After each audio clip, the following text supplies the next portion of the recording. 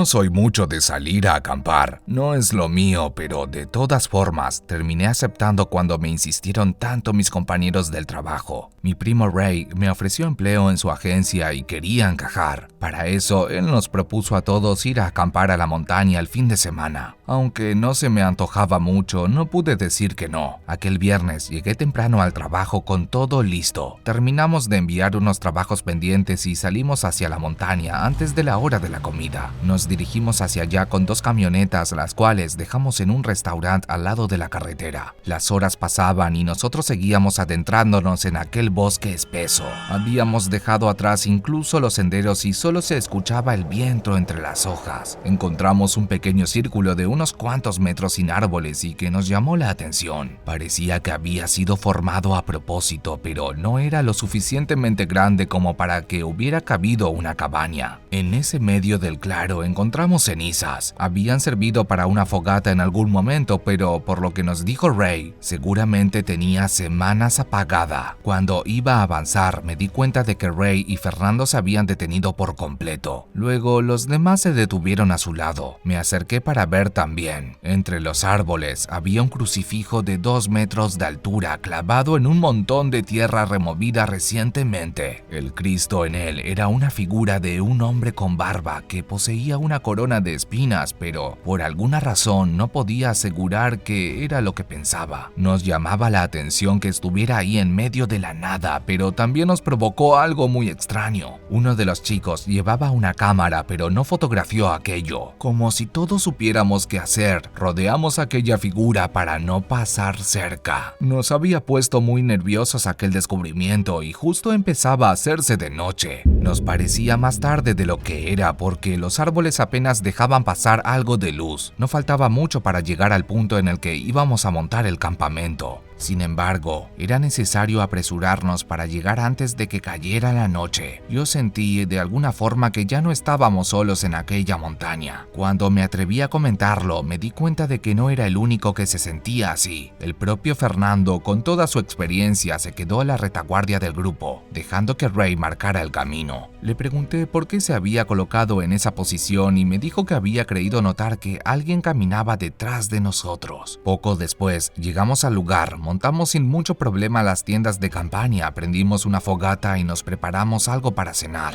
Les preguntamos a Ray y a Fernando si siempre era tan pacífico aquel lugar. Respondieron que no. Algo de aquella noche era diferente. De pronto, de entre los árboles, alguien se acercó corriendo. Era Claudio, que había ido al baño sin que yo me diera cuenta. Me aceleró el corazón haberlo visto llegar así, pero cuando lo reconocí, ni siquiera pude respirar aliviado, pues había venido asustado por algo. Nos dijo que alguien andaba caminando cerca de nosotros. Nos puso sumamente nerviosos pensar que había algún desconocido por ahí cerca. Fernando y Ray comenzaron a dar señales de alerta y eso nos descontroló a todos, los cuales empezamos a discutir la posibilidad de volver. Mientras Ray gritaba alrededor preguntando quién andaba ahí, los demás nos pusimos de acuerdo y nos acomodamos en parejas. Cada par tomó una lámpara y algo que pudiéramos utilizar para defendernos. De repente, alguien comenzó a reírse. Busqué entre todos para ver quién era el que se estaba riendo, y el corazón se me paralizó cuando comprendimos que ninguno de nosotros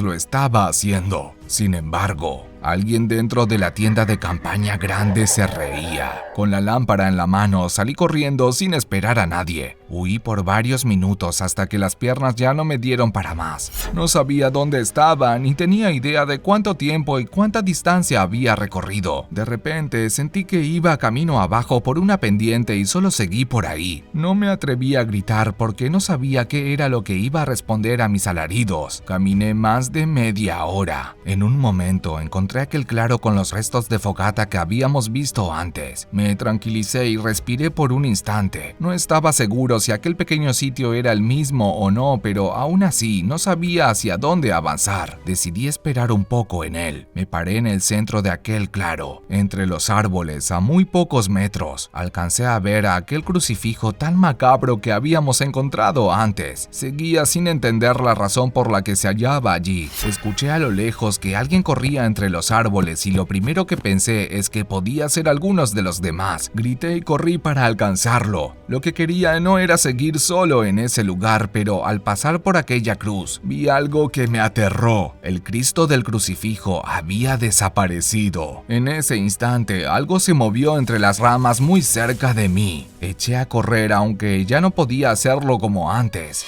Decidí ir hacia arriba, me sentía más y más pesado mientras iba escuchando los ruidos cada vez más cerca, hasta que, por fin, a lo lejos, oí algunas voces conocidas. Me topé de frente con Fernando y unos 50 metros atrás venía otro de los muchachos. Iban hablando en voz alta entre ellos, esperando que yo los escuchara. En cuanto me encontraron, uno de ellos silbó fuerte para dar aviso a los demás, que habían salido en otra dirección. Minutos después, encontraron a Ray y otro chico que faltaba. Noté que traía mi mochila, la tomé pero estaba muy ligera. Les pregunté por qué y vi que las suyas también parecían no traer mucho. Tomaron solo lo que pudieron y salieron del campamento. Y es que momentos después del susto, lograron recuperarse y decidieron volver a revisar quién se había metido entre nosotros. No encontraron nada, pero sabían que tenían que salir de ahí. Empezaron a guardar las cosas mientras uno de ellos me gritaba. Otro tomó una de las lámparas y empezó a iluminar hacia los árboles.